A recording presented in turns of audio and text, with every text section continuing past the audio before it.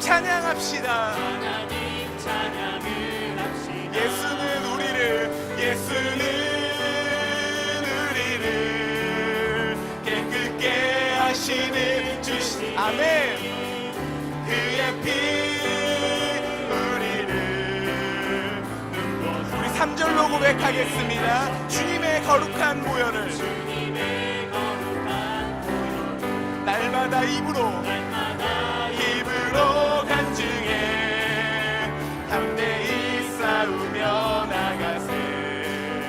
천국에 들어갈 때까지 예수는 우리를 깨끗게 하시는 주시니 그의 피 우리를 눈보다. 우리 4절로 고백하기 원합니다. 십자가 단단히 붙잡고 날마다 이기며 나가세. 머리에 면류관 쓰고 주 앞에 찬양할 때까지 함께 고백하겠습니다. 예수는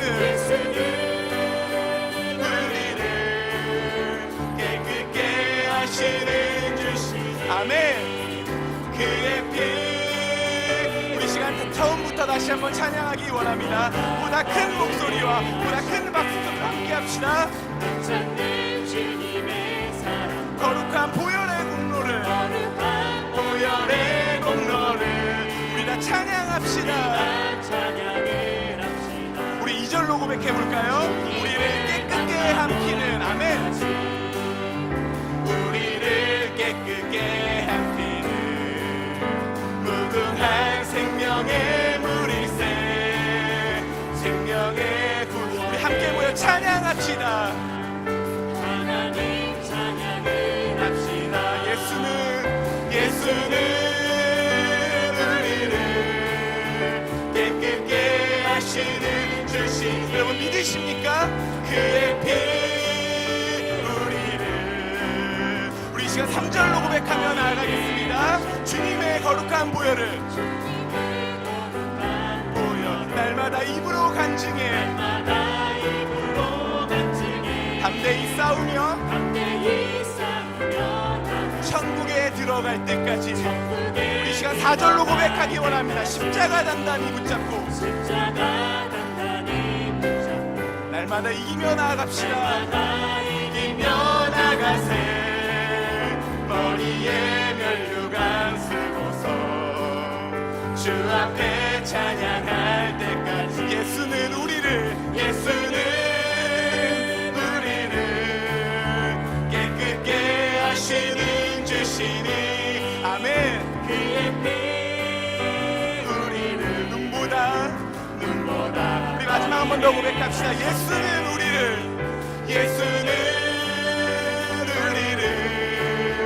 깨끗게 하시는 주시니 그의 피 우리를 한 번 더 고백합시다. 예수는 우리를 깨끗게 하시는 주십니다. 예수는 우리를 깨끗게 하시는 주시니 아멘. 그의 피 우리를 눈보다 더 희게 자, 함께 영광의 박수 올립시다. 아멘.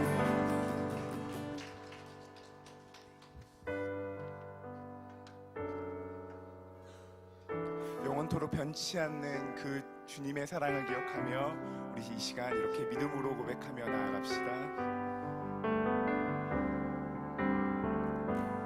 마음속에 어려움이 있을 때 마음속에 어려움이 있을 때 마음속에 어려움이 있을 때 주님 내게 먼저 오사 내 맘을 주님 앞에 나올 수 없을 때 주님 앞에 나올 수 없을 때 주님 앞에 나올 수 없을 때 주님 앞에 나올 수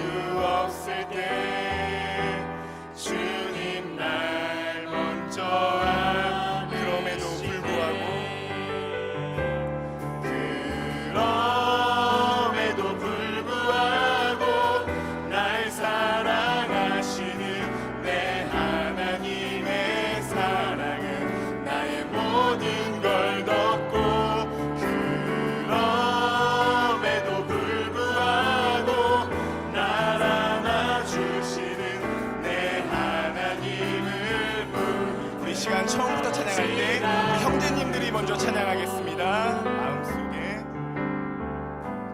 마음속에 어려움이 있을 때,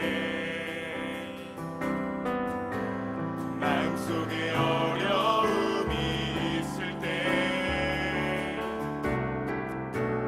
마음속에 어려움이 있을 때 주님 내게 먼저 오사. 우리 이번에 자매님들이 화답하시겠습니다. 주님 앞에 나올 수 없을 때, 주님 앞에 나올 수 없을 때, 주님 앞에 나올 수 없을 때, 주님 날 먼저. 이 시간 함께 주님의 사랑을 찬양합시다. 그럼에도 불구하고 날 사랑하시는 내 하나님의 사랑은 나의 모든 걸 덮고, 그럼에도 불구하고 날 안아주시는 내 하나님을 부를 때 아버지라고. 이 시간 한 번 더 고백하기 원합니다. 그럼에도 불구하고, 그럼에도 불구하고 날 사랑하시는 내 하나님의 사랑은 나의 모든 걸 덮고, 그럼에도 불구하고 날 안아주시는 내 그런 놀라운 사랑을 부어주시는 주님의 이름을 찬양하며 나아가겠습니다. 함께 고백하겠습니다. 예수는 나의 힘이요, 예수는 나의 생명이라. 예수는 나의 참 기쁨 참 소망. 예수는 우리 시간 한 번 더 목소리 높여 고백합시다. 예수는 나의 힘이요, 예수는 나의 힘이요, 예수는 나의 생명이라. 예수는 나의 참 기쁨 참 소망. 우리 마지막 한 번 더 고백합시다. 예수 그리스도의 이름을 찬양하며 나아갑시다. 예수는 나의 힘이요, 예수는 나의 생명이라. 예수는 나의 참 기쁨 참 소망. 우리 마지막 한 번 더 고백합시다. 주님의 이름을 찬양하며 나아갑시다. 아멘. 예수는 나의 힘이요, 예수는 나의 생명이라. 예수는 나의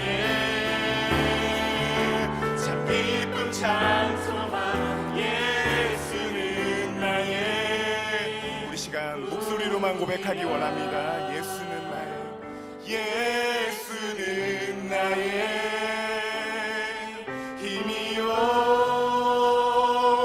예수는 나의 생명이라. 예수는 나의 참 기쁨 참 소망. 예수는 나의. 우리 마지막으로 한 번만 더 고백합시다. 예수는 나의 힘 되십니다. 예수는 나의 힘이요, 예수는 나의 생명이라. 예수는 나의 참 기쁨 참 소망. 예수는 나의 꿈.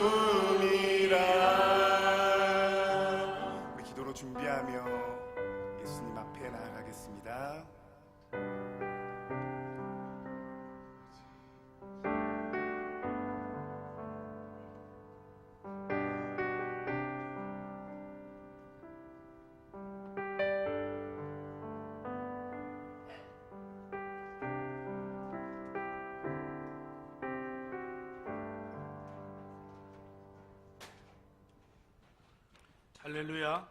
자, 오늘은 거룩하고 복된 주의 날입니다. 오늘도 하나님 앞에 예배를 나오신 성도 여러분들을 주의 이름 가운데 환영합니다. 자, 먼저 교육 소식 말씀드리겠습니다. 우리 10월에 있는 예수 영접 모임을 위해서 기도해 주시길 바랍니다. 우리가 이제까지 정성을 다해 준비해왔던 평신도 세미나가 이제 22일부터 24일까지 있습니다. 그래서 다음 주일에는 세례식과 함께 푸른 목장 분가식이 있습니다. 또 우리 오케이 목장의 정양숙 집사님, 예수 목장의 전혜림 집사님이 이번 주간 천안 아산 제작교회 세미나 참석하시고 오늘 오후에 돌아오게 되십니다. 위에서 기도해 주시길 바라겠습니다. 오늘 목자 목련 모임 및 전체 리허설이 2시 반부터 있습니다. 관련된 모든 분들은 참석해 주셔서 자신들이 섬겨야 될 역할과 동선에 대해서 확인해 주시기 바랍니다. 그리고 우리 홍장로님 아버님 이제 소천하셔서 하나님 나라 가셨는데 먼 거리에 와주셔서 감사하다, 이런 인사드리면서 감사의 떡 준비했습니다. 더욱더 우리 장로님의 가정을 위해서 기도해 주시기를 부탁을 드리겠습니다. 자, 이 시간에 우리 유치부 친구들 앞으로 나오겠습니다. 꼭 뭔가 있을 것만 같은데 이게 맞아, 시상식 있죠. 먼저 파송하고 하겠습니다. 자, 우리 축복하겠습니다.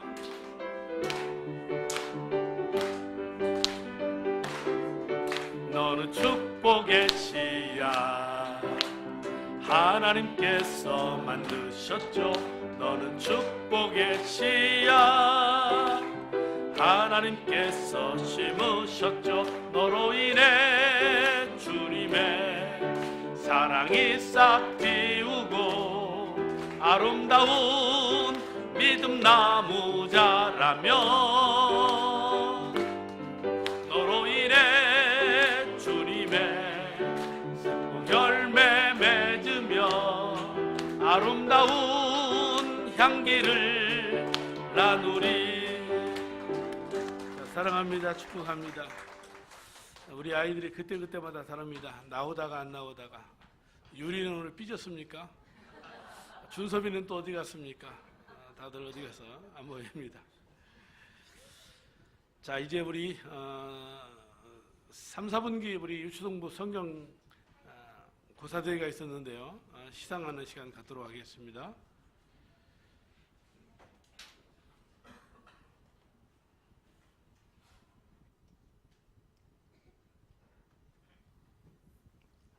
네, 어제 3, 4분기 유초등부 퀴즈 대회가 있었고요. 어제 잘한 친구들 시상하도록 하겠습니다. 네, 우리 1학년 친구들 중에 1등한 친구 김다은 1학년, 2등 홍석진. 나오세요. 나와서 이쪽에 서세요. 자, 3, 4학년 1등 안혜원, 공동 2등 김민서, 나하늘.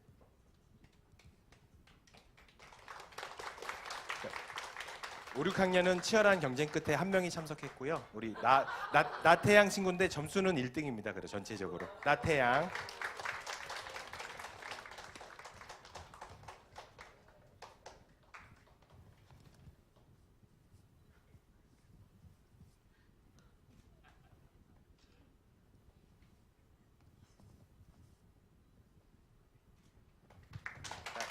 자, 인사하겠습니다. 차렷, 경례.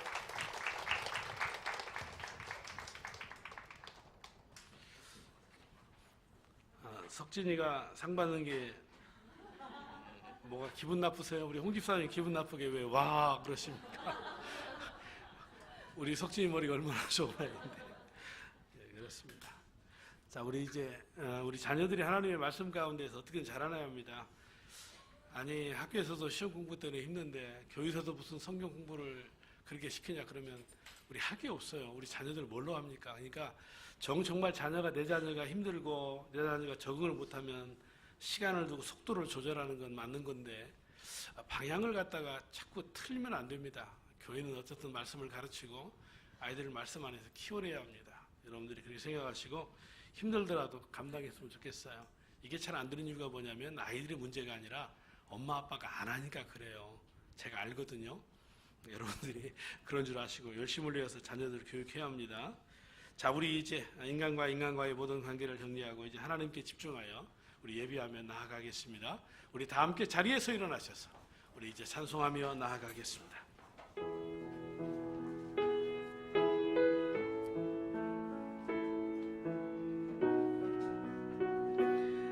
수고하고 무거운 짐진 자들아, 수고하고 무거운 짐진 자들아, 다 내게로 오라, 다 내게로 오라.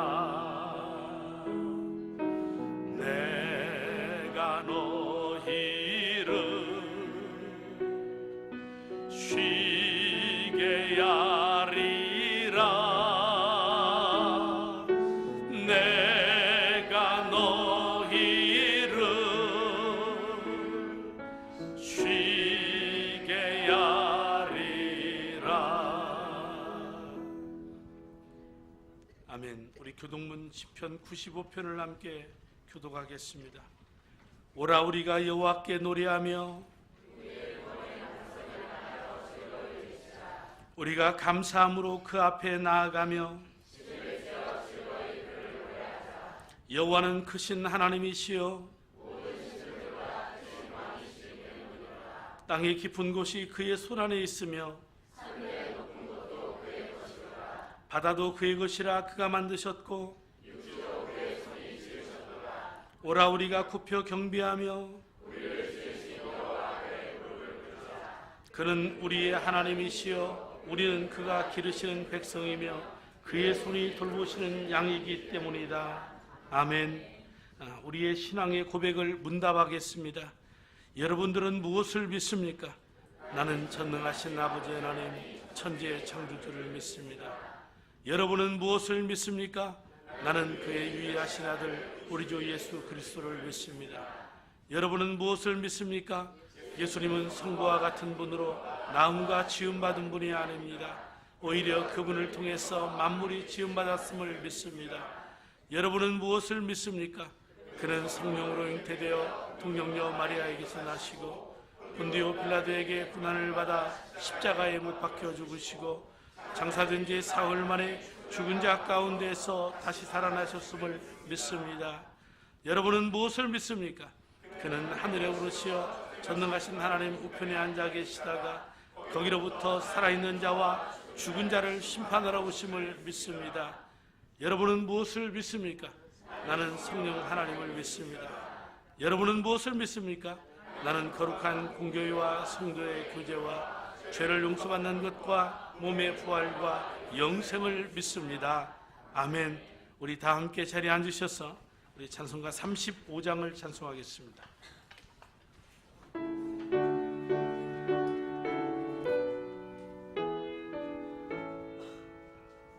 큰 영화로신 주 이곳에 오셔서 이 모인 자들로 주 백성 삼으사 그 중에 항상 계시고 그 중에 항상 계시고 큰 영광 나타내소서. 이 백성 기도와 또 예물 드림이 향내와 같으니 곧 받으옵소서.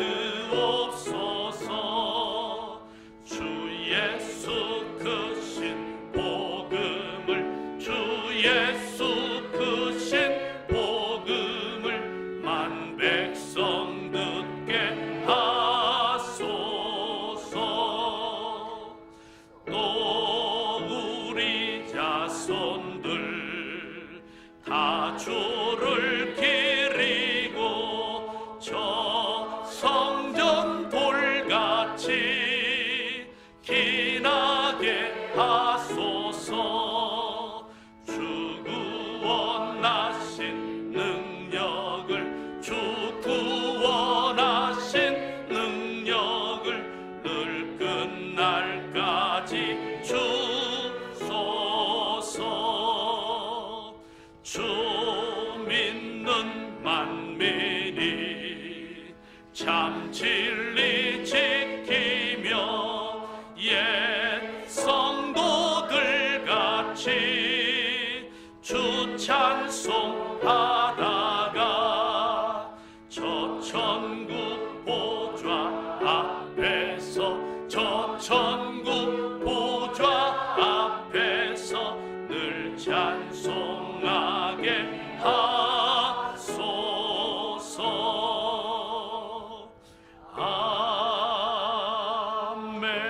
아멘. 우리 다 함께 한 주간의 우리의 삶을 되돌아보며 또 달려갈 하나님의 은혜를 기대하면서 우리 통성으로 우리 기도하며 나아가도록 하겠습니다. 특별히 기도하실 때 이번 주에 있는 평신도 세미나 그리고 세례식과 우리 분가식을 위해서 기도해 주시고 연약한 우리의 성도들 주님께 올려드리며 중보하며 나아가겠습니다. 하나님 감사합니다. 거룩한 날 복된 날 우리에게 허락하시고 오늘 또 주의 전에 나와 예배할 수 있는 이 놀라운 은총을 허락해 주시니 감사합니다. 이 시간도 주를 배우고 예배하며 우리 성도들 사랑을 담아 고백하며 주님 사랑한다 말하고 한 주간도 어그러진 삶, 세상의 유혹과 시험 앞에 쓰러져서 절망해 있던 그 죄악을 내어놓고 주여 내 죄를 용서하소서, 나를 사하소서, 내가 또 넘어졌나이다. 주님 이제는 내가 이 죄와 먼 거룩한 삶 살기 원하오니 성령 하나님 오셔서 나를 도와달라 간절히 비올 때 저들의 죄를 사하신 하나님 이제 새로운 결단 속에서 믿음으로 나아갈 수 있는 은혜를 주시옵소서. 주님은이 아니면 살 수 없었던 한 주간 또 다른 은혜를 구하며 한 주간도 달려가기를 원하오니 때를 따라 도우시는 하나님께서 은혜를 베푸시고 저들의 가는 길을 축복하여 주시기를 원하옵나이다. 특별히 예일의 공동체 가운데 한국교회 섬길 수 있는 평신도 세미나를 허락해 주셔서 저희들이 한 마음으로 한 뜻으로 최고와 정성 다해 섬김으로 나아갈 때 이번 평신도 세미나를 통하여 30명의 천사들이 하나님 나라의 이 가정교회의 큰 그림을 그리고 성경적인 교회 회복의 열망을 가지고 돌아가 섬기는 교회의 동역자가 되고 귀한 일꾼들이 될 수 있도록 은혜를 베푸시며 가정을 오픈하여 섬기고 이 모양 저 모양 하나님께 감사하며 나아가는 귀한 우리의 성도들의 삶에도 이 섬김의 놀라운 축복이 임하여 하나님께 영광을 돌릴 수 있는 은혜로운 삶이 될 수 있도록 축복해 주옵소서. 한 영혼 한 심령도 시험에 들지 않게 도와주시고 기쁨으로 이 일들을 잘 감당해 나아갈 수 있도록 은혜를 베푸시기를 원합니다. 정말 가족과 같이 환영하고 섬길 수 있는 귀한 시간 될 수 있도록 도와주옵소서. 뿐만 아니고 우리의 성도들의 삶을 주께서 다스리고 지키실 때에 연약한 자 병든 자 특별히 고쳐주시고 싸매어 주시고 하나님의 놀라운 치유의 회복의 은혜가 있기를 원하옵나니 주님이 피 묻은 그 손으로 안수하시고 부활의 능력으로 안수해 주옵소서. 갈 길 몰라 방황하는 우리의 자녀들의 인생을 주께서 인도해 가시며 하나님 앞에 쓰임받는 거룩한 종들 될 수 있도록 축복하옵소서. VIP 한 영혼 그 이름 불러가며 간절히 기도할 때 들으셔서 하나님이 때가 되며 구원해 주시어 하나님의 자녀 되게 하시어 정말 하나님 나라의 천국의 백성의 삶을 살아갈 수 있는 은혜도 주시기를 원합니다. 이 시간도 엎드려 예배합니다. 주님 오셔서 축복해 주시고 준비되어지는 세례식과 우리 목장 분가식에도 한없는 은혜를 베푸시옵소서. 예수님의 이름으로 기도 올리옵나이다. 사랑의 하나님 감사합니다. 이 시간 하나님의 전에 모여 예배하게 하시니 감사합니다. 지난 한 주 세상 속에서 하나님을 의지하기보다 내 주변의 환경과 주변 사람들의 말을 듣고 낙담하고 비교하며 방황했습니다. 우리를 향한 하나님의 은혜와 축복을 잊고 살았음을 고백하오니 우리를 용서하여 주시옵고 회복하여 주시옵소서. 이 나라 이민족을 사랑하시는 하나님, 북한의 6차 핵실험으로 한반도의 위기가 최고조에 이르고 있습니다. 언제 어떤 모습으로 변할지 모르는 상황에 처해 있습니다. 전쟁은 주께 속했다고 말씀하셨사오니 이제 모든 믿는 자들에게 하나님께 돌아오기 원합니다. 하나님보다 물질 만능주의와 권력 지향적이었던 우리의 모든 우상을 깨쳐버리고 오직 예수님 중심으로 살기를 소망하오니 우리를 이 위기 속에서 구하여 주시옵소서. 예일교회를 위해 기도합니다. 예일교회가 성경적 교회 회복을 위해 노력하고 있습니다. 영혼 구원하여 제자 삼기 원하오니 우리 예일교회를 성령 충만케 하소서. 성령 충만으로 하나님의 뜻을 이루어가는 교회 되게 하여 주시옵소서. 9월 22일부터 24일까지 평신도 세미나를 개최합니다. 예일교회를 통하여 섬김의 축복을 허락하여 주셔서 감사합니다. 좋은 환경과 날씨를 허락하여 주셔서 세미나가 잘 진행되게 하여 주시옵고 예일교회의 모든 성도들이 한마음 한뜻으로 각자의 위치와 환경에서 섬기며 나아갈 때 하나님께서 주시는 축복을 온 성도들이 누리는 귀한 은혜의 시간이 되게 하여 주시옵소서. 이번 계기를 통해 예일교회가 한 단계 더 성장할 수 있도록 축복하여 주시옵소서.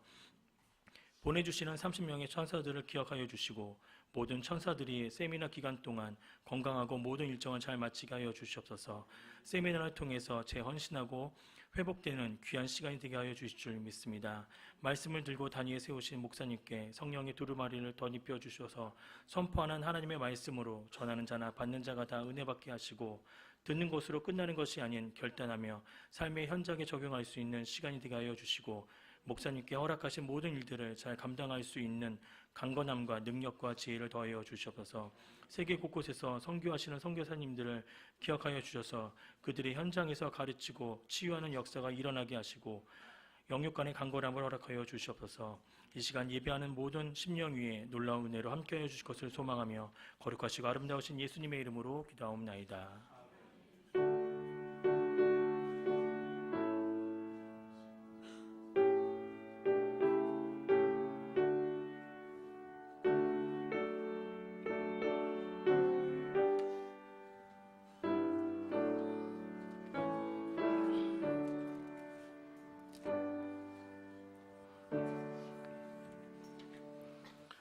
이 시간 함께 봉독할 하나님의 말씀은 요한복음 8장 1절로 11절의 말씀입니다. 교회에 처음 방문하신 분들을 위해서 예배 시간은 우리 표준 서명 성경을 사용하고 있습니다. 주보 안에 있는 목장 성경 후보란에 요한복음 8장 1절로 11절 함께 봉독하시겠습니다. 예수께서는 올리브 산으로 가셨다. 이른 아침에 예수께서 다시 성전으로 들어가시니 많은 백성이 그에게로 모여들었다. 예수께서 앉아서 그들을 가르치실 때에 율법학자들과 바리새파 사람들이 간음을 하다가 잡힌 여자를 끌고 와서 가운데에 세워놓고 예수께 말하였다. 선생님, 이 여자가 간음을 하다가 현장에서 잡혔습니다. 모세는 율법에 이런 여자를 돌로 쳐서 죽이라고 우리에게 명령하셨습니다. 그런데 선생님은 이 일을 놓고 뭐라고 하시겠습니까? 그들이 이렇게 말한 것은 예수를 시험하여 보고 고소할 구실을 찾으려는 것이다. 그러나 예수께서는 몸을 굽혀서 손가락으로 땅에 무엇인가를 쓰셨다. 그들이 다그쳐 물으니 예수께서 몸을 일으켜 그들에게 말씀하셨다. 너희 가운데에서 죄가 없는 사람이 먼저 이 여인에게 돌을 던져라. 그러고는 다시 몸을 굽혀서 땅에 무엇인가를 쓰셨다. 이 말씀을 들은 사람들은 나이가 많은 이로부터 시작하여 하나하나 돌아가고 마침내 예수만 남았으며 그 여자는 그대로 서 있었다. 예수께서 몸을 일으켜 여자에게 말씀하셨다. 여자여, 사람들은 어디에 있느냐? 너를 정죄한 사람이 하나도 없느냐? 여자가 대답하였다. 주님, 한 사람도 없습니다. 예수께서 말씀하셨다. 나도 너를 정죄하지 않는다. 가서 이제부터 다시는 죄를 짓지 말아라. 아멘. 자, 우리 찬송가 505장을 찬송하시면서 우리 준비하신 예물 하나님 앞에 올려드리겠습니다.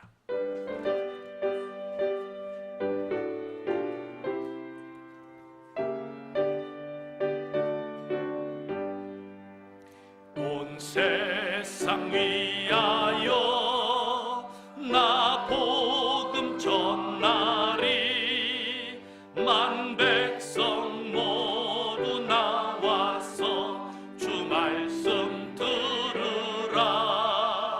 죄 중에 빠져서 헤매는 자들아, 주님의 음성 너 구원받으라. 전하고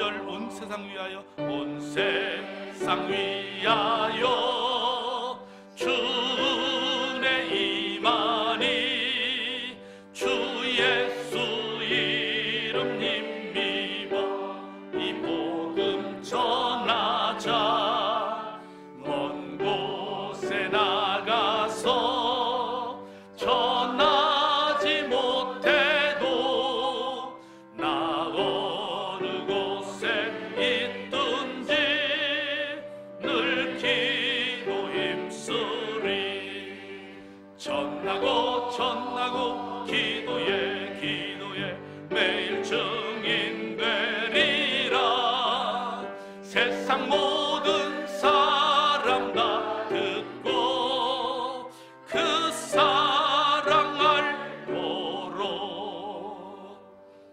하나님 아버지 감사합니다. 오늘 또 거룩하고 복된 주의 날 맞이하여 주 앞에 나와 예배하는 이 백성들을 보옵소서. 주님을 사랑한다 고백합니다. 연약함에 허물 가운데 신음하며 용서를 구합니다. 사죄하시는 주의 능력의 피로 저들을 사하시고 용서하시고 긍휼과 자비를 베푸시어 저들의 삶에 은혜가 있게 하옵소서.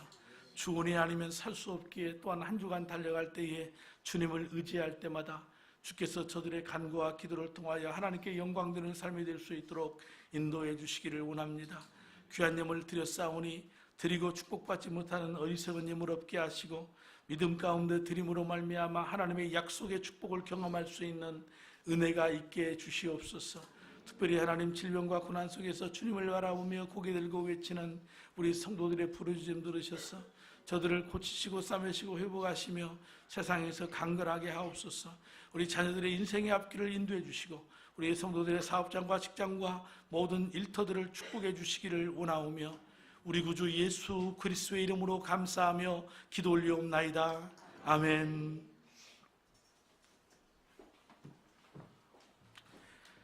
자, 우리 봉독해드렸던 이 본문의 말씀을 우리 듣기 전에 우리 가정교회 어록을 한번 살펴보겠습니다. 같이 한번 읽도록 하겠습니다. 섬김의 삶 자체를 축복이라고 생각해야 된다. 아멘. 어느 책에 보면 하나님께서 우리에게 기쁨과 축복을 어디에 숨겨 놓으셨느냐? 섬김 속에 숨겨놨다고 그랬습니다. 섬김을 받을 때에는 겉으로는 웃지만 속에 진정한 기쁨은 없습니다. 그런데 내가 남을 섬길 때는 거기에 내 희생이 들어가기 때문에 힘은 들지만 그러나 보람이 있고 가치가 있고 행복해지는 겁니다. 그래서 하나님은 이 하늘의 축복을 섬김에 숨겨놓으셨다는 겁니다. 그러므로 저나 여러분 모두가 다 정말 하나님 앞에 섬기는 자의 삶을 살았으면 좋겠습니다. 자, 우리 옆에 있는 분들하고 우리 한번 인사하겠습니다. 우리 섬기며 삽시다. 예, 섬김의 삶 자체가 축복인 것입니다. 저는 어릴 때 시골서 자랐기 때문에 겨울이 되면 이제 별로 뭐 할 게 없습니다. 시골이. 그러면 아이들도 함께 할 일이 없어서 그냥 쉽게 말하자면 빈둥빈둥 노는 겁니다. 그러니까 친구들끼리 모여서 들로 산으로 이렇게 다니면서 놀기도 하고 그렇습니다. 그런데 참 재밌는 게 있습니다. 양집하는 곳에 이제 쌀 몇 좀 뿌려놓고 거기에 이제 우리가 말하는 망택이나 어떤 바구니에 끈을 묶어서 이렇게 막대기를 고여놓고 이제 방 안에 들어가서 창문 틈으로 쳐다보고 있는 겁니다. 그러면 참새들이 날아와서 쪼아먹을 때 탁 잡아채면 눈먼 참새가 걸립니다. 긴장감도 있고 참 재미있습니다. 이런 말씀을 드리는 것은 오늘 본문에 보니까 마치 어떤 의도를 가지고 함정에 빠뜨리기 위해서 덫을 쳐놓고 예수님을 잡으려고 하는 그런 사람들의 모습이 오늘 본문 속에 그려지고 있기 때문입니다. 우리가 지난주 초막절에 예수님께서 예루살렘에서 가르치신 그 모습을 나누었습니다. 하루 종일 가르치시다가 밤이 맞아 어디 머무는 숙소가 없으신지 감람산으로 올라가셨습니다. 주무실 곳이 없어서 그런 것 같습니다. 마태복음 8장 20절에 보면 예수께서 그에게 말씀하셨다. 여우도 굴이 있고 하늘을 나는 새도 보금자리가 있지만 인자는 머리둘 곳이 없다 하신 그 말씀이 실감나는 그러한 한 장면 같습니다. 예수님께서 하나님의 아들이심에도 불구하고 이 땅에 머무르시는 동안에 그저 머무를 곳이 없어서 산에서 지내셨던 겁니다. 감람산에서 밤을 지낸 예수님, 다음날 아침에 다시 성전에서 말씀을 가르치고 계셨는데 갑자기 밖이 소란해집니다. 수많은 사람들이 그곳으로 몰려가면서 웅성거리며 떠드는 소리가 들립니다. 바리새인과 서기관들이 한 여자를 끌고 예수님 앞으로 오고 있습니다. 여인의 모습은 머리는 헝클어져 있고 옷도 여기저기 찢겨져 있고 그리고 신발도 신지 않은 채로 끌려오고 있습니다. 바리새인 하면 누구보다도 경건하게 산다고 자부하던 당시의 종교의 지도자들이고 서기관들은 그 당시에 성경을 가장 많이 읽고 연구하고 가르치던 성경 선생님들입니다. 이런 사람들이 예수님께 가까이 오자 그 끌려온 여인을 예수님 앞에 밀치면서 이렇게 말을 합니다. 예수께서 말하였다. 선생님, 이 여자가 간음을 하다가 현장에서 잡혔습니다. 모세는 율법에 이런 여자를 돌로 쳐서 죽이라고 우리에게 명령하셨습니다. 그런데 선생님은 이 일을 놓고 뭐라고 하시겠습니까? 여러분, 불륜을 저지른 자들은 유부녀나 유부남이나 할 것 없이 성경에 돌로 쳐서 죽이라고 기록되어 있습니다. 이들이 이 내용을 몰라서 예수님께 다시 묻는 겁니까? 아닙니다. 너무나도 잘 알고 있습니다. 잘 알고 있으니까 그 여인이 사실적인 간음의 현장에서 잡혔다면 그 자리에서 돌로 쳐 죽이면 되는 겁니다. 그런데 예수님에게 이 여인을 끌고 왔다는 것은 무엇입니까? 다른 뜻이 있다라는 겁니다. 바로 예수님에게 함정, 덫을 파기 위해서 그런 겁니다. 그래서 8장 6절에 보면 그 이유를 이렇게 설명했습니다. 그들이 이렇게 말한 것은 예수를 시험하여 보고 고소할 구실을 찾으려는 것이다. 그러나 예수께서는 몸을 굽혀서 손가락으로 땅에 무엇인가를 쓰셨다. 그들이 예수님에게 물었던 것은 자문을 구하기 위한 것이 아닙니다. 몰라서 그런 게 아니라는 겁니다. 예수님을 고발할 조건을 얻고자 해서 이와 같이 덫을 판 겁니다. 다시 말하자면 예수님을 잡아 죽일 음모를 꾸몄다는 얘기입니다. 당시에 예수님의 가르침이 탁월하고 놀라워서 수많은 사람들이 날마다 구름처럼 예수님 주변에 몰려들었어요. 가히 예수님의 그 인기라고 하는 것은 하늘을 찌를 법한 그러한 인기였기에 저들이 죽고 싶다고 마음대로 죽일 수가 없는 겁니다. 그래서 어떻게 하든지 올가미를 씌워서 꼼짝 못하게 만든 후에 예수님을 죽이려는 계획을 세웠던 것입니다. 마치 참새를 잡기 위해 덫을 놓은 것과 같이 말입니다. 그래서 이러한 배경 속에서 우리 주님께서 우리에게 주셨던 이 교훈 세 가지를 발견하기를 원합니다. 첫 번째는 무엇을 하든지 동기가 순수해야 합니다. 신명기 22장 22절에 어떤 남자가 남의 아내와 정을 통하다가 들켰을 때에는 정을 토한 남자와 여자를 다 죽여서 이스라엘에서 일어나게 뿌리를 뽑아야 한다. 율법에 보면 가늠한 것이 드러나면 남자와 여자 둘 다 죽이라고 그랬습니다. 그래서 하나님은 이런 계명을 통해서 가정을 세우기를 원하셨던 것이죠. 그런데 이 계명을 들고 와서 지금 예수님에게 도전하는 겁니다. 예수님은 지금 함정에 빠졌습니다. 딜레마입니다. 만약 예수님이 여인을 향해서 돌로 쳐 죽이라 한다면 어떤 문제가 생기겠습니까? 이제까지 주님은 사랑을 강조했습니다. 죄인들의 친구가 되어주셨습니다. 그런데 비록 허물이 있고 잘못된 여인이라고 하지만 그 사랑을 외치고 이 죄인들의 친구였던 예수님이라면 적어도 그를 품어줘야 합니다. 만약에 그렇다면 또 어떤 문제가 생깁니까? 결국 하나님의 말씀인 율법을 또한 어기게 되는 것입니다. 어떤 경우든지 예수님은 그들의 손에 잡혀 죽을 수밖에 없는 겁니다. 이러지도 못하고 저러지도 못하는 딜레마에 빠진 겁니다. 이런 사실을 알고 이 바리새인과 서기관들이 예수님을 이렇게 시험하려고 한 것입니다. 그래서 6절을 다시 보면 그들이 이렇게 말하는 것은 예수를 시험하여 보고 고소할 구실을 찾으려고 하는 것이라고 기록하고 있는 것입니다.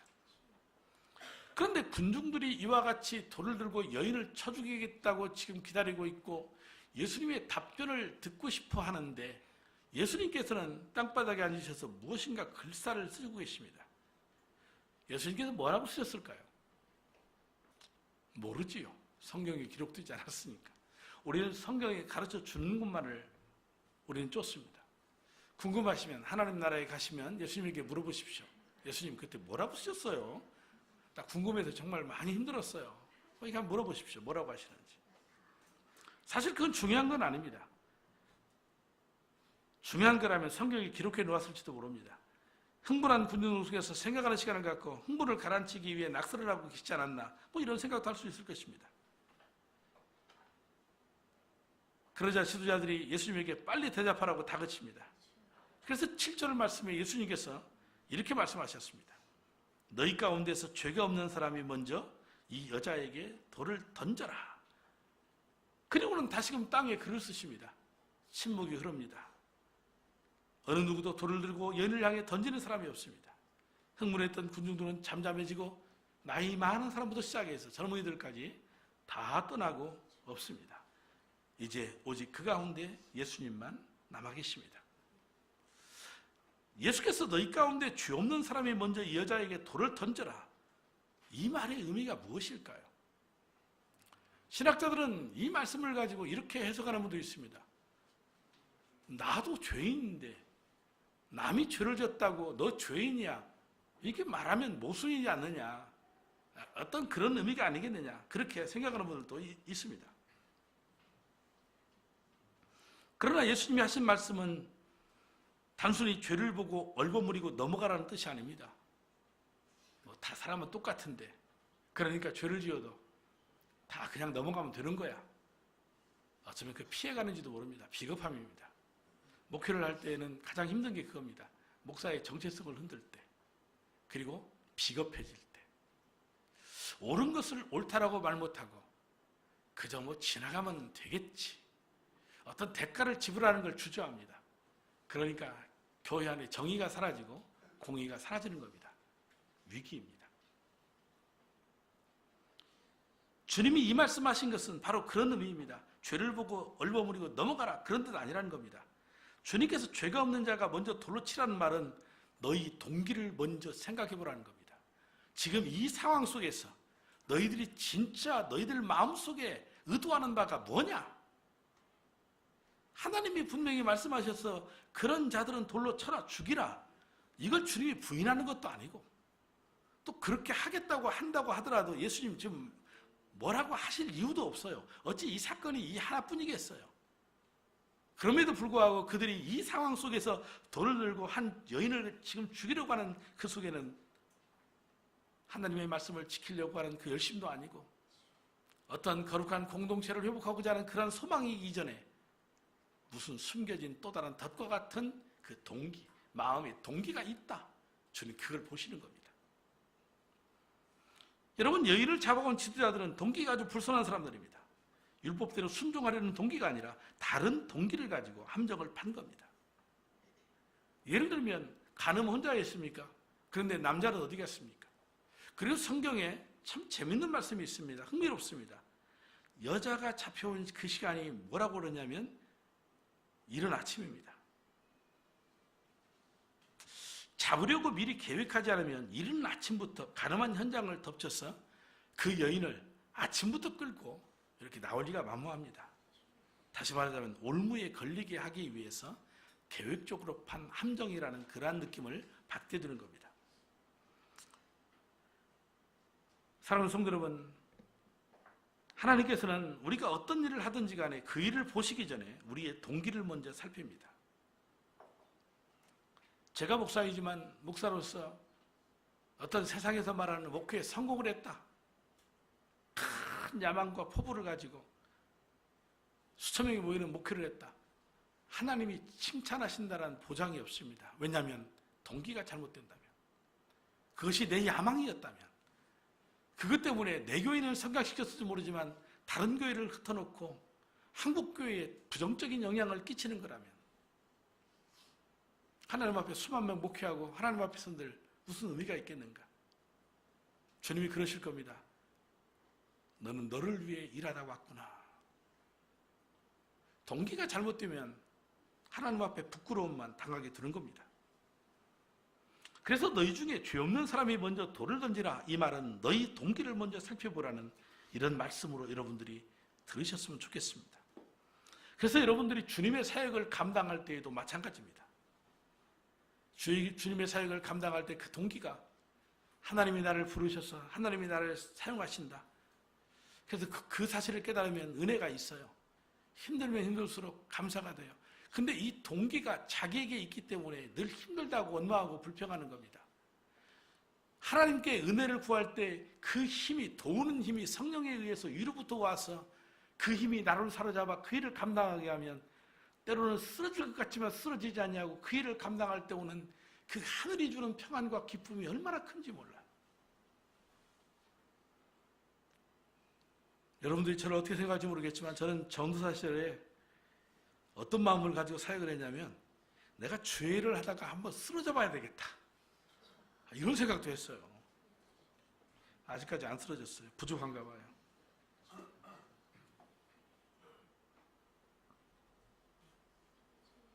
주님을 사랑하는 마음으로 봉사를 해야 되는데, 주님의 은혜에 감사하는 마음으로 헌신을 해야 되는데, 그 동기가 주님의 영광이 아니라 자기 만족, 자기 야망의 성취에 있다면 성공이 아닐 수도 있다. 그런 말씀을 드리는 겁니다.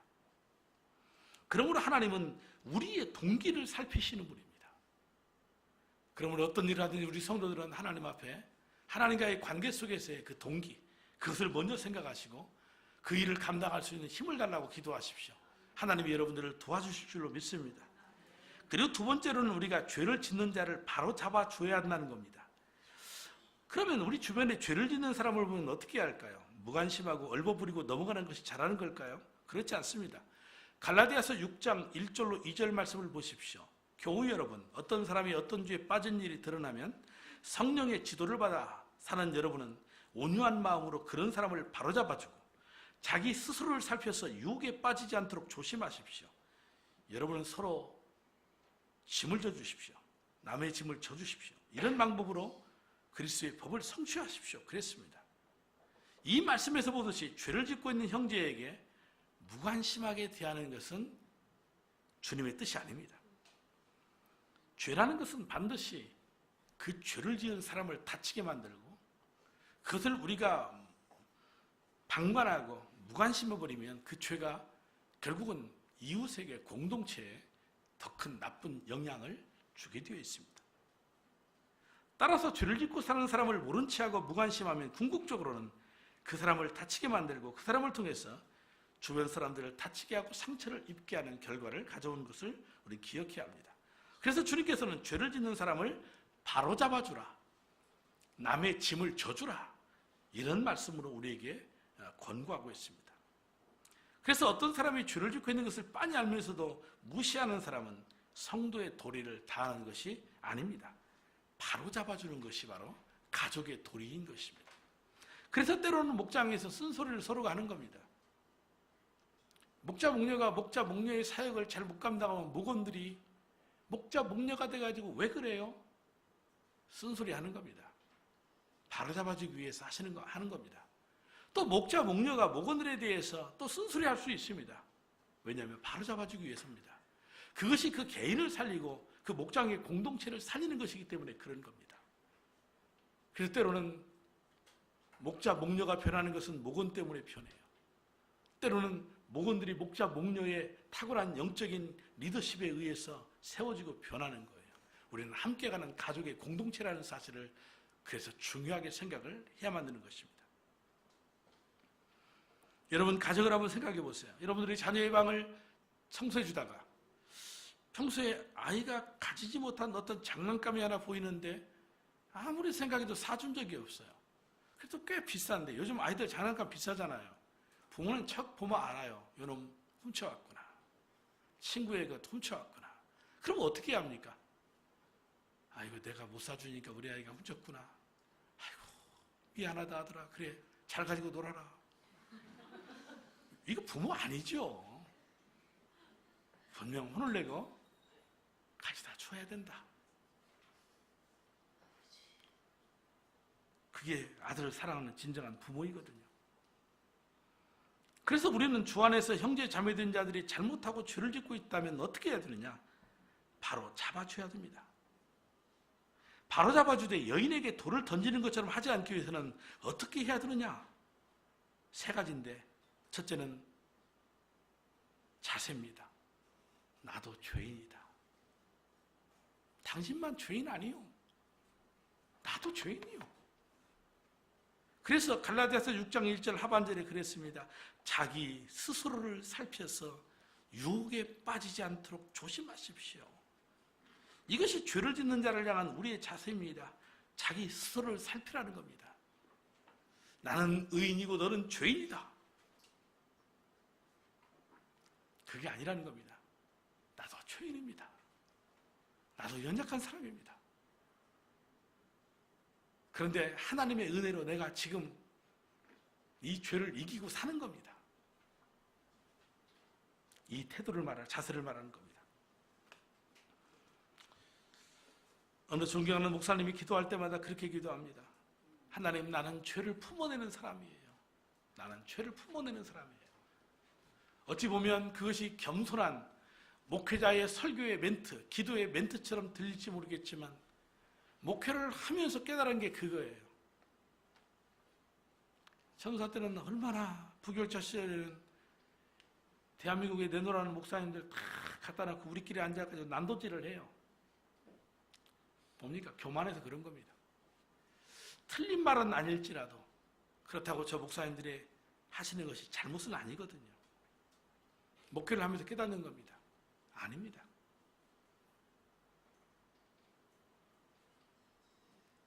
죄를 짓고 있는 형제자매를 잡아줄 때 그 자세가 철저하게 자신이 죄인하고 고백할 줄 아는 사람만이 다른 사람을 바로 잡아줄 수 있는 것입니다. 만약에 이런 마음이 없이 형제의 죄를 지적한다면 지금 돌을 들고 여인을 쳐주려고 하는 그 사람들과 뭐가 다르단 말입니까? 똑같은 겁니다.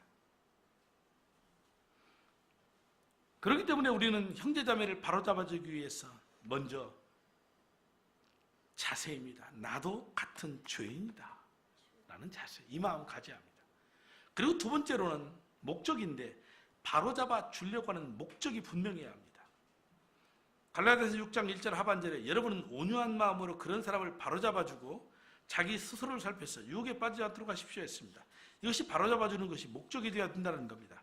어떤 분들은 바로잡아준다고 말하면서 자꾸 등 뒤에서 내가 그 사람 사랑해서 하는 말인데 하면서 자꾸 뒤에서만 얘기를 해요. 뭐 교회를 걱정하는 것처럼 생각하면서 교회가 바르게 돼야 되는데 이 교회가 이거 문제야. 근데 뒤에서만 얘기를 해요. 여러분 동의할 수 있겠어요? 정말 그런 분들이 어떤 형제를 바로잡아주기 위해서 정말 사랑해서 그런 말 뒤에서 하겠어요? 교회를 정말 사랑해서 뒤에서 그런 얘기 하겠어요? 분명한 목적이 있으면 정말 사랑한다면 뒤에서 말하면 안 됩니다. 그저 뒤에서 비판하고 깔아뭉개고 어찌 보면 까발리려고 하는 것이 목적인지도 모릅니다. 그러면 돌을 들고 서 있는 바리새인과 다를 바가 뭐가 있겠느냐 그런 얘기입니다. 사실 말 한마디 자체가 돌에 맞는 것보다도 더 치명적이고 더 오래가는 상처가 될 수도 있습니다. 그래서 내가 바리새인이 되지 않기 위해서는 저 사두개인들과 같이 되지 않기 위해서는 형제를 바로 잡아주려고 하는 분명한 목적을 가지고 우리가 다가서야만 하는 것입니다. 그래서 가만히 두면 자신도 다치고 관계된 공동체도 상처를 입기 때문에 바로 잡아주려고 하는 그 안타까운 마음을 가질 때 그 말이 상대의 마음을 감동을 시키는 겁니다. 그래서 변화를 가져오는 겁니다. 그래서 우리는 다른 형제자매를 바로잡아주기 위해서 나도 같은 죄인이다라고 하는 이 자세의 문제, 또한 바로 잡아주려고 하는 목적을 분명히 가진다고 하는 마지막 세 번째는 뭐냐면 6장 1절 상반절에 나오는 것처럼 교우 여러분, 어떤 사람이 어떤 죄에 빠진 일이 드러나면 성령의 지도를 받아 사는 여러분은 온유한 마음으로 라고 하는 이 단어입니다. 온유함으로 하라는 겁니다. 나도 같은 죄인이라는 것을 느끼고 이 사람을 바로잡아줘야 되겠다는 분명한 목적이 있다면 온유한 마음으로 하지 않을 수가 없겠지요. 온유가 아니면 분노입니다. 그건 증오입니다. 상대를 바로 잡아 세워주기 위한 것이 아니고 상대를 넘어뜨림으로 말미암아 자기를 드러내려고 하는 혹은 보복의 심리, 이것이 분노와 증오 아닙니까? 그것은 저 바리새인과 사두개인과 똑같은 사람인 것입니다. 만약에 죄를 지은 사람에게 마구 퍼부어주고 싶은 그런 마음이 들 때도 있을 거예요. 내가 만나면 그 집사람에게 딱 이 말 한마디는 해줄 거야. 참으십시오. 왜냐하면 그때 분노가 일어나기 쉽기 때문에 그런 겁니다. 그런 마음이 들면 온유를 유지할 수가 없어요. 내가 당신을 바로잡아준다 이런 말은 할 수 있을지 모르지만 그 마음에는 분노가 일어요. 그건 안 됩니다. 독약과 같은 겁니다. 아이를 낳은 엄마들이 무엇을 먹느냐에 따라서 이 모유가 아이들에게 전달되잖아요. 그래서 엄마가 좀 먹어서는 안 될 걸 먹으면 아이가 반드시 탈이 나요. 똑같은 겁니다. 마음에 분노를 가지고 있으면 겉으로 내가 너를 사랑해 해도 결과가 좋게 나타날 수가 없는 것입니다. 그러므로 우리는 분노한 마음을 가지고 하면 안 됩니다. 정말 온유한 마음을 가지고 해야 합니다. 죄를 짓고 있는 형제자매가 있다면 나도 얼마든지 그런 죄를 지을 수 있다는 자세로 이 바로잡아주려는 분명한 목적으로 그리고 부드럽고 온유한 방법으로 행할 때 바로 그 형제 자매가 바로 설 수 있고 그러므로 말미암아 공동체도 바로 설 수 있는 것입니다. 우리 공동체 안에도 갈등이 있습니다. 문제 있습니다. 작은 교회라고 갈등이 없는 줄 아십니까? 큰 교회라고 갈등이 없는 줄 아십니까? 다 똑같습니다. 근데 작은 교회는 사람이 적으니까 조그만한 일이 크게 보일 뿐이에요. 그래서 교회는 병원이라고 말하는 겁니다. 여전히 우리는 공사 중입니다. 그런데 그 갈등을 어떻게 보느냐에 따라 그 갈등은 달라진다고 그랬습니다. 하나님이 우리를 훈련하시고 우리를 시험하시는 것이라면 그 갈등을 참아낼 때 우리의 공동체는 더욱더 아름다워질 겁니다.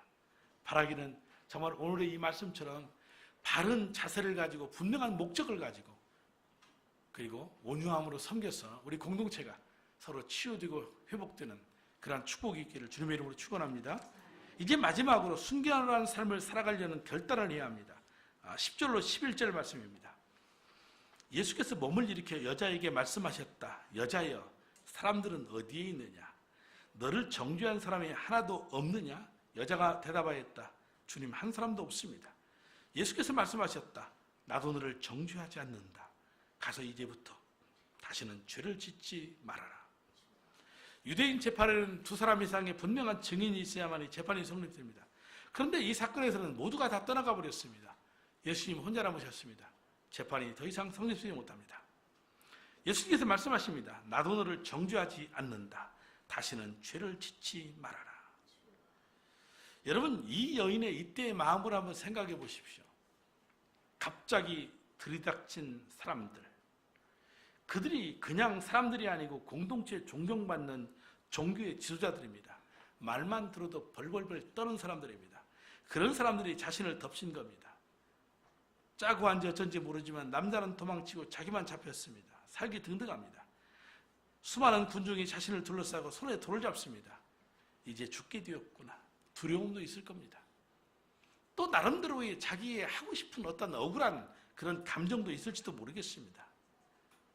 하지만 이 무리들 속에서, 폭도들 속에서 벗어날 길이 없습니다. 살려달라고 소리를 질렀을지도 모릅니다. 그러나 군중들은 이 여인을 놔주지 않습니다. 그리고 어떤 청년 앞에 섰습니다.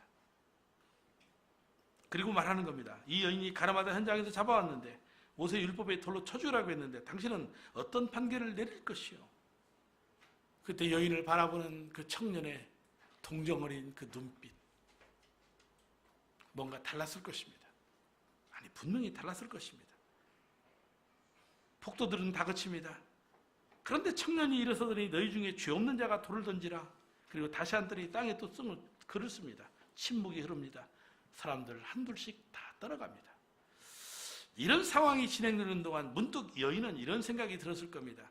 그 청년을 바라보면서 그렇다, 내가 죄인이다. 나는 사실 돌에 맞아 죽어도 싸다. 그런데 청년이 말합니다. 나도 너를 정죄하지 아니하노니. 이 말을 듣는 순간에 아마도 수치심을 느꼈을지도 모릅니다. 이 고귀한 청년, 거룩한 청년, 순결한 청년을 보면서 부끄러움을 느꼈을지도 모릅니다. 내가 잘못 살았구나. 내가 만약 다시 살 길이 있다면 내가 다시는 이런 삶을 살지 않으리라. 이런 마음을 가지고 있는데 또 청년이 말합니다. 가서 다시는 죄를 짓지 말라. 여기서도 우리가 궁금합니다. 우리가 천국에 가서 이 여인을 만나면 그 다음에 어떤 삶을 살았는지. 하지만 여러분, 이 폭도들 앞에서 바들바들 떨고 있는 이 여인의 모습, 어쩌면 오늘 현대판 우리의 모습들 아닌가요? 그 여인처럼 그런 지저분한 삶을 살았고 발각될까 두려워하여 껍질로 나를 싸고 사는 사람들, 교회 왔을 때 보면 참 은혜가 있고 거룩한 삶을 사는 것처럼 보이는데 가정 속에서는 부부간에 서로 싸우고 자식 간에 원수가 되고 저 세상 속에서는 믿지 않는 사람보다 더 악한 어떤 그러한 삶을 사는 우리의 모습들, 그 이중적인 그 삶의 모습들, 어쩌면 우리의 모습일지도 모릅니다. 그래서 자신의 모습이 발각되는 그런 자리는 피하고 꽁꽁 숨어 사는 겁니다. 그러한 우리에게 예수님께서 말씀하시는 겁니다. 나도 너를 정죄하지 않는다. 사람들은 우리를 보고 야, 너 예수 믿으면서 고작 그것밖에 안 되느냐, 그렇게 손가락질 하지만은 예수님은 우리를 향하여서 나는 너를 정죄하지 않는다. 우리는 분명히 깨달아야 합니다. 예수님이 이 땅에 오신 목적이 무엇인가? 왜 이 땅에 주님이 오셨는가? 요한복음 12장 47절에 어떤 사람이 내 말을 듣고서 그것을 지키지 않을지라도 나는 그를 심판하지 않는다. 내가 온 것은 세상을 심판하려는 것이 아니라 구원하려는 것이다. 죄인된 우리를 구원하기 위해서 오신 주님이세요. 그러니까 내가 너를 용서한다, 이 말을 하시는 거예요. 물론 그렇게 주님이 우리를 용서하셨어. 내가 어떤 죄를 지어도 주님은 우리를 용서하신다고 그렇게 말씀하셨기 때문에 나는 죄를 지어도 돼, 그렇게 생각하는 사람이 있다면 그 사람은 은혜를 모르는 악랄한 사람이에요. 적어도 우리가 예수를 믿어도 죄는 짓지만 그 죄 때문에 양심이 가책을 받아요. 내가 이렇게 살아서는 안 되는데. 그게 하나님께서 우리 마음에 역사하시는 마음 아니에요? 그래서 우리가 어떤 분들이 아니 회개했으면 또 회개할 필요가 뭐가 있느냐, 자꾸 이런 얘기를 하시는 분들이 계세요. 하나는 아시는데 또 하나를 모르기 때문에 자꾸 그런 말을 하는 겁니다. 우리가 회개한다, 이 말은 지난날에 지었던 죄의 목록을 하나하나 다 써가지고 너 이거 죄 졌지? 인정합니다. 이거 인정해? 인정합니다. 인정합니다. 마치 어떤 그 검사가 죄인을 갖다가 신문하면서 자꾸 죄를 들춰내서 하나하나 사건화시키는 것처럼, 그러니까 어릴 때부터 지은 죄를 막 생각해내려고 몸부림을 쳐요. 그러다 보니까 어머니 젖꼭지를 젖을 빨다가 깨물었던 것도 회개한다고 그러는데 난 그런 사람 보면 속지 말라고 그래요. 여러분, 엄마 젖꼭지 깨물었던 거 기억나는 사람이 있어요? 무엇을 강조하려고 하는지는 알겠는데 그러면 생각나지 않고 내가 고백하지 못한 죄는 용서받지 못하는 겁니까? 여러분들이 이제까지 지었던 그 수많은 죄들 다 기억해서 하나하나 죄의 목록을 가지고 주님 앞에 이거 용서하실 거예요? 오케이. 이거 용서하실 거예요? 오케이. 뭐 그렇게 해서 다 떨었습니까?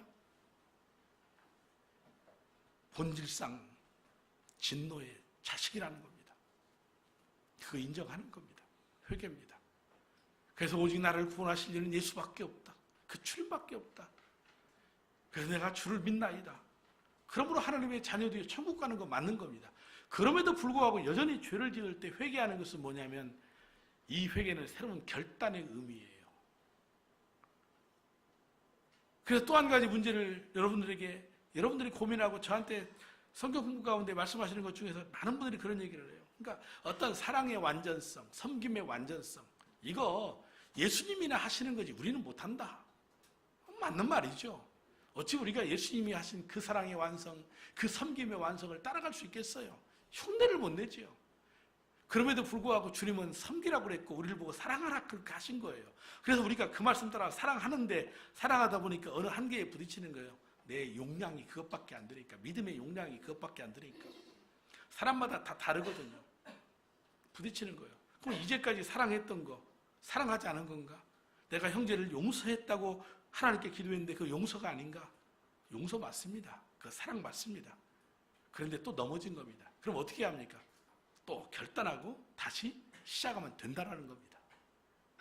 이때의 회개는 이 새로운 결단의 동기의 의미예요. 설령 이것을 회개하지 않는다고 한들 구원 못 받는 건 아닐 겁니다. 왜냐하면 이미 우리는 죄인이라고 하는 사실을 하나님 앞에 고백했고 오직 우리를 구원하실 분은 주님밖에 없다는 사실을 인정했기 때문인 겁니다. 우리 자녀가 다시는 안 하겠다고 맹세를 하지만 우리는 압니다. 이놈이 또 할 줄을. 절대 부모님들 속지 마십시오. 저는 부모님들과 자식들과의 관계 속에서 갈등을 보면 저도 겪었으니까 정말 그 말이 맞습니다. 자식 이기는 부모 없습니다. 그건 자식을 사랑하는 그런 뜻도 있겠지만 자식들이 여러분 머리 꼭대기에 올라가서 앉아 있습니다. 그래서 아이들 얘기하는 거 가만히 들어보고 있으면 참 우리 부모님들 불쌍합니다. 제가 불쌍합니다. 아이들 고수입니다. 단수가 높습니다. 때로는 우리 마음속에 어떤 불안감과 정죄의 소리도 들릴 수 있어요. 너는 가짜야. 네가 무슨 크리스찬이야. 이건 마귀의 소리입니다. 우리를 알고 절망하게 만드는 겁니다. 하나님께 나아가는 것을 막으려고 하는 겁니다. 주님께서는 내가 세상에 온 것은 심판하려고 하는 것이 아니고 구원하러 왔다. 우리는 이 소리에 귀를 기울여야 합니다. 그래서 주님이 뭐라고 하십니까? 가서 다시는 죄를 짓지 말아라. 예, 주님, 내가 다시는 죄 짓지 않고 살겠습니다. 이렇게 결단해도 죄 지을 수는 있을지 모르겠어요. 그런데요, 그렇게 노력하고 살다 보니까 매달 한 번씩 짓던 죄가 어느 순간에 1년에 한 번 짓고 이제 죄가 나에게 떠나갔나 싶지만 또 어느 순간에 몇 년 지나면 또다시 내 연약함에 또 넘어질 때도 있지만 점점점 그 죄와는 멀어지고 주님과는 가까이 가는 그러한 모습이 우리가 경험하는 삶일 겁니다. 사랑하는 성도 여러분, 내가 너를 정죄하지 않겠다. 다시는 죄를 짓지 말라. 이 용납하시고 용서하시는 이 하나님의 음성을 들으시기를 바랍니다.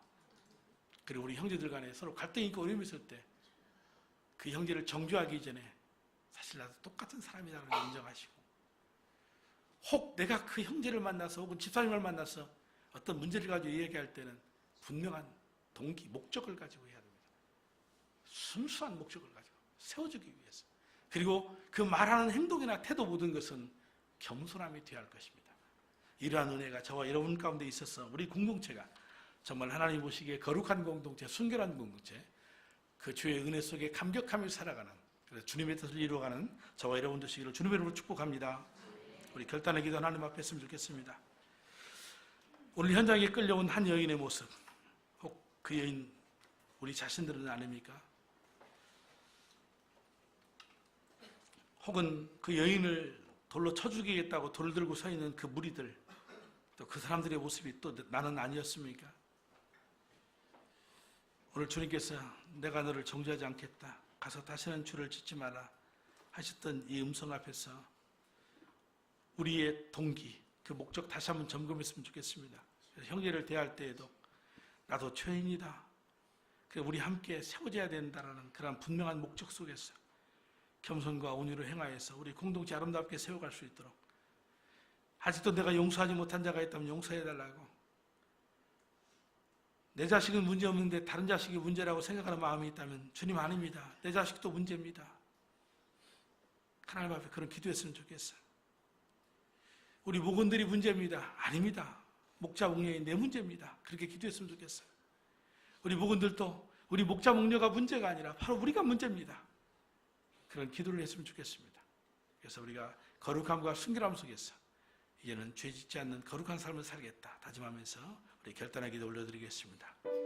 하나님, 오늘 또 말씀 앞에 엎드렸습니다. 그리고 그 살기 등등한 바리새인들, 사두개인들, 무리들의 모습이 내 모습이며 때로는 죄 가운데 현장에 끌려나온 여인의 모습이 내 모습임을 고백합니다. 내가 산다고 말하지만 주를 위해 살지 않았고 목회한다 했지만 주의 영광 위해 하지 않냐고 내 야망을 따라 목회했나이다. 이제는 내가 성경적인 교회 회복을 꿈꾸며 가정교회를 통하여서 하나님 나라를 위해 달려갈 때 주여 내가 너를 용서한다. 다시는 죄를 짓지 말아라. 주님 말씀하신 이 은혜 다시 한번 깨달아서 용납하고 바라며 겸손히 행하고 온유함으로 대하여 성도를 사랑하고 공동체를 세워가는 그런 삶 살기를 원합니다. 우리 목장들마다 이런 축복 주시고 이런 은혜 주시고 이 시간 결단할 때 축복하시옵소서. 예수님 이름으로 기도 올려옵나이다. 아멘. 자, 우리 다 함께 자리에서 일어나셔서 우리 앞뒤 옆을 한번 보시고 서로 한번 축복하시겠습니다. 주님의 이름으로 축복합니다. 사랑합니다. 예, 우리 찬송하며 나아가겠습니다. 찬송하실 때 기도받기 원하시는 분들은 나오셔서 헌신해 주시기 바랍니다.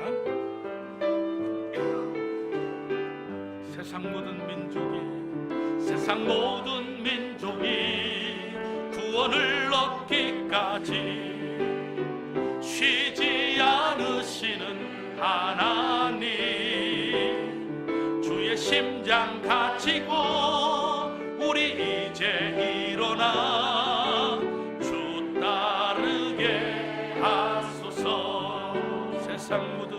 세상 모든 육체가 주의 영광 보도록 우릴 부르시는 하나님, 주의 손과 발 되어 세상을 치유하며 주 섬기게 하소서.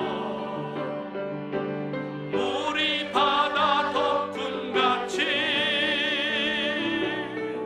여호와의 영광을 인정하는 것이 온 세상 가득하리라. 물이 바다 덮음같이 물이 바다 덮음같이 물이 바다 덮음같이 우리라 그날에 주의 영광 가득한 세상 우리는 듣게 되리. 온 세상 가득한 승리의 함성. 물이 바다 덮음같이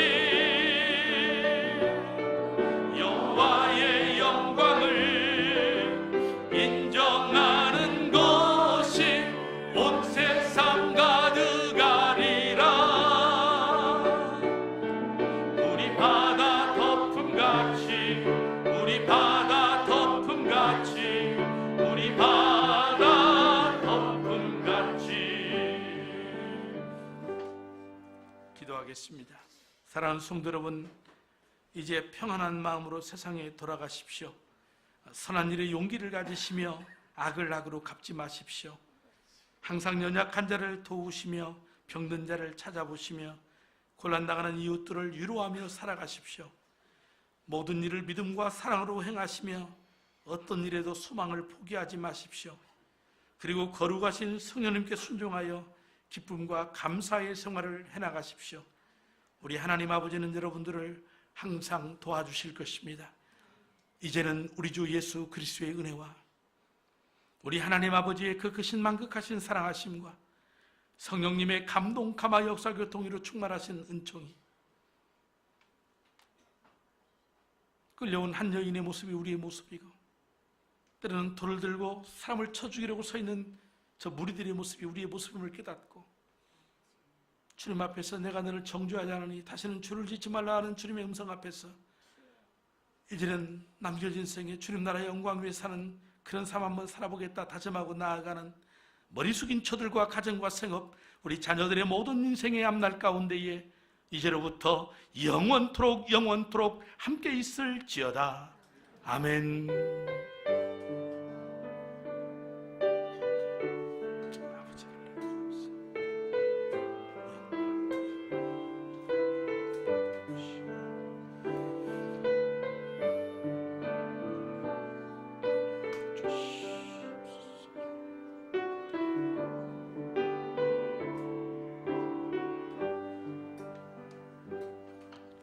기도하시다 돌아가시도록 하겠습니다.